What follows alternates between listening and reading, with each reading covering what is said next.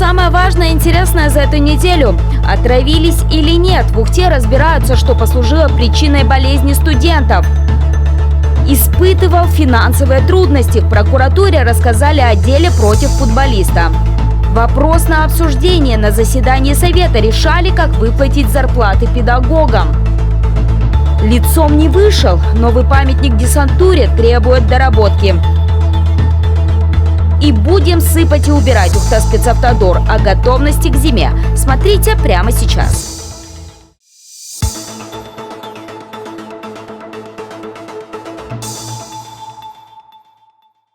Вечером 28 октября стало известно, что обучающиеся экономического лесного колледжа, входящего в состав УГТУ, массово обратились за помощью в скорую. У всех студентов были признаки пищевого отравления. Из-за случившегося началась доследственная проверка, а в ВУЗе создали специальную комиссию. Как оказалось, большинство из заболевших ребята 2003 года рождения, обучающиеся по направлению правоохранительная деятельность.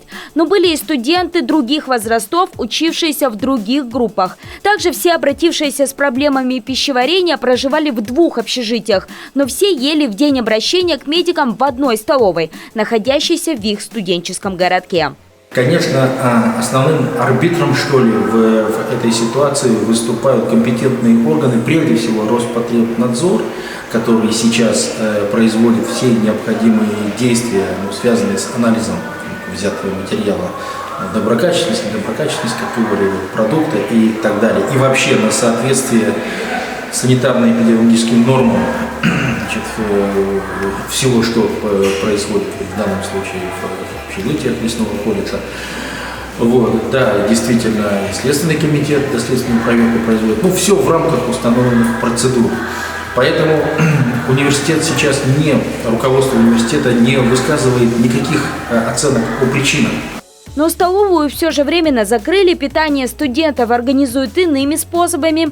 Судьба этого общепита пока неизвестна. В университете избегают утверждений, что студенты действительно отравились именно здесь. К слову, еду там не готовили, привозили из другой кухни. Предприятие, осуществляющее питание студентов, в состав УГТУ не входит. Возможно, по результатам проверки контракт с ним может быть прерван. Но в университете не исключают и других причин массового обращения студентов к медикам. В списке отравления иными продуктами, а также ротавирусная инфекция. Пока же эти ребята отправлены по домам.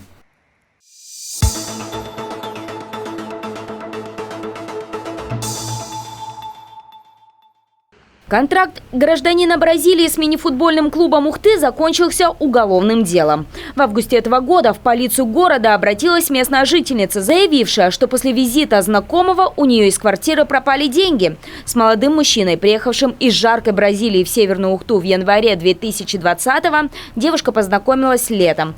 Пригласила в гости, но после визита не досчиталась 60 тысяч рублей. Как оказалось, в момент, когда она ненадолго удалилась из комнаты, ее знакомый нашел конверт с деньгами. Было установлено, что данная сумма является значительной для гражданина Российской Федерации. Предварительно у них, скажем так, состоялся разговор, где потерпевший предложил добровольно вернуть денежные средства. Тем не менее, по обозначенному сроку, как они договаривались, это не было сделано. После чего потерпевший обратилась в полицию расследованием. Кстати, в ходе расследования он полностью признал свою вину. Свое поведение объяснил материальными трудностями, деньги потратил на личные нужды. Но после обращения потерпевшей в полицию вернул их в полном размере. Также он принес девушке извинения, которые та приняла. Из-за того, что гражданин ранее к уголовной ответственности не привлекался, преступление было средней степени тяжести, а ущерб возмещен полностью, дело было прекращено по примирению сторон. Также был и прекращен контракт бразильского футболиста с клубом. Как сообщили в прокуратуре, уроженец жаркой страны уже уехал из Ухты.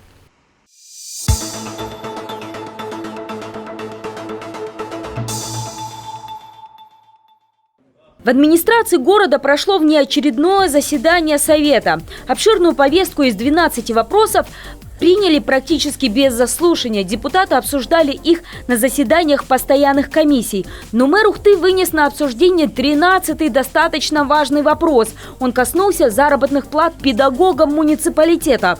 В Ухте не хватает 240 миллионов на эти выплаты. Мэр лично передал письмо главе Коми о данной проблеме. Но ждать помощи из республиканского бюджета, как оказалось, не стоит.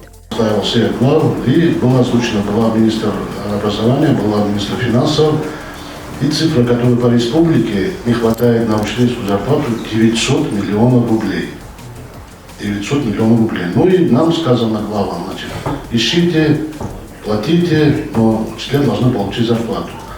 В связи со сложившейся ситуацией Магомед Османов вынес на голосование вопрос о перераспределении средств из резервного фонда местного бюджета. Мы сейчас лихорадочно со всех структур, со всех управлений, со всех этих собираем деньги для того, чтобы их перевести на правильное образование для выплаты заработной платы. И у нас сегодня в бюджете было согласовано резервный фонд. На сегодняшний день в этом резервном фонде у нас порядка 4 миллиона 900 тысяч рублей. Прошу вас согласовать, снять эти денег с резервного фонда и перевести их на выплату заработной платы для управления образованием. Зарплату учителям, конечно, выплатят, но ситуация повторяется из года в год. Средств не хватает. Декабрьскую зарплату педагоги получат в январе уже из нового бюджета. А он, как известно, дефицитный. И в следующем году так им и останется. Но даже несмотря на все не самые оптимистичные прогнозы, резервный фонд все же нужно перенаправить уже сейчас. В настоящий момент встает вопрос выплаты октябрьской зарплаты учителям. И вот буквально вот небольшого объема что-то мы передвинули внутри отрасли, а этих средств недостаточно. Это чтобы для начала закрыть заработную плату октября. А заработную плату ноября и декабря мы будем уже решать, когда мы вынесем большое уточнение по всему бюджету. Также мэр Ухты напомнил депутатам, почему же в этом году с зарплатным фондом педагогов такая аховая ситуация. В 2020-м Коми перенаправила 1 200 000 000 рублей на борьбу с коронавирусом. Бюджет 2022-2023 годов, как отметил градоначальник, будет не бюджетом развития и даже не бюджетом стабильности. Это стагнация. Следующий год будет намного сложнее, подытожил Магомед Османов. Очередное заседание Совета назначено на 26 ноября. Возможно, к этому времени уже и вынесут на голосование проект бюджета на следующий период. Но до этого главный финансовый документ Ухты еще должен пройти общественные слушания.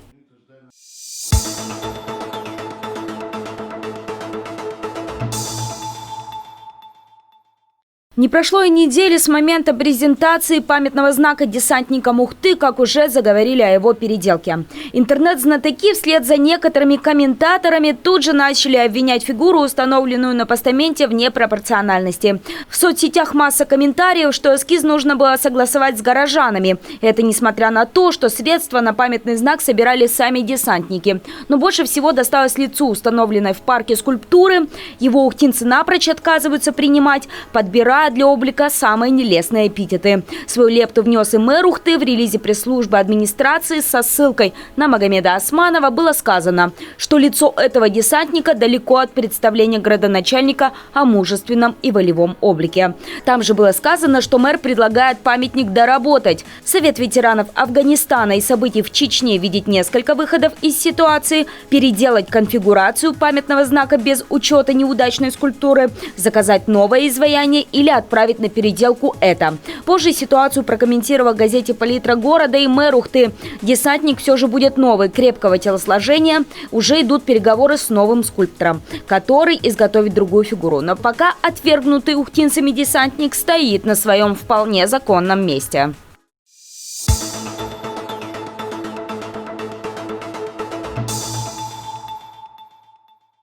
В Ухте официально стартовал новый сезон. Выпал снега, это значит, что самое время поговорить об уборке улиц, тротуаров и проезжей части от снега и наледи. Как отмечает представитель обслуживающего предприятия, все к работе готово. В городе и поселках будут работать 7 единиц техники. Пескоразбрасыватели, грейдеры, тракторы, теща, специальная машина для погрузки снега, маленькие погрузчики и шнеки для очистки обочин. К слову, пока их не было, существовала проблема с качественной очисткой тротуаров. Также спецавтодор отмечает, что работа будет идти круглосуточно.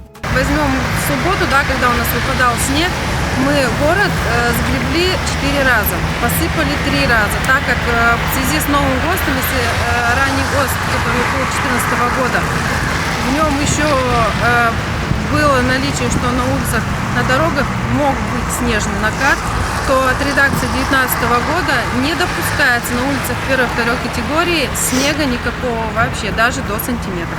Пока на улице лежит снег, тротуары и проезжую часть будут посыпать. Это также требование ГОСТа. Несмотря на то, что автомобилистам не нравится результат посыпки песчаной смесью, специалисты отмечают, чистота машин не стоит жизни, так что сыпать будут по-прежнему.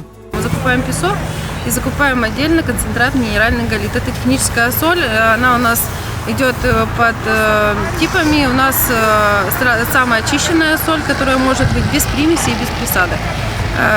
Соль это не опасно ничем, она не вызывает никаких нет каких-то реагентов, химии и тому подобное. То есть это простая техническая соль, которая не опасна для человека. Ни для человека, ни для животных, ни для кого. Но, несмотря на прекрасную картину с полной готовностью, говорить о качестве уборки пока рано. Хотя уже есть некоторые проблемы. Так, тротуары многострадальной улицы Загородной, несмотря на то, что она является улицей первой категории, то есть ее уборка в приоритете, не чистят. Как отмечает Елена Перевозская, на Загородной нет газона между проезжей частью и тротуаром. Это значит, что и чистить ее неудобно. Эта улица является проблемной.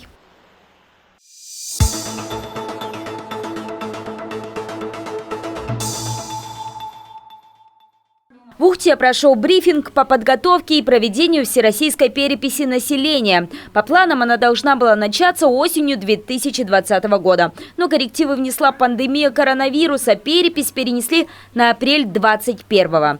На труднодоступных территориях переписчики придут к жителям в феврале. Как заявляют в Комистате, перепись – одно из самых важных событий в стране и одно из самых редких. Переписывают население раз в 10 лет. Но на основе этих данных проходит множество процессов. По факту именно по результатам переписи решают, где, грубо говоря, построить школы, а где их нет необходимости открывать.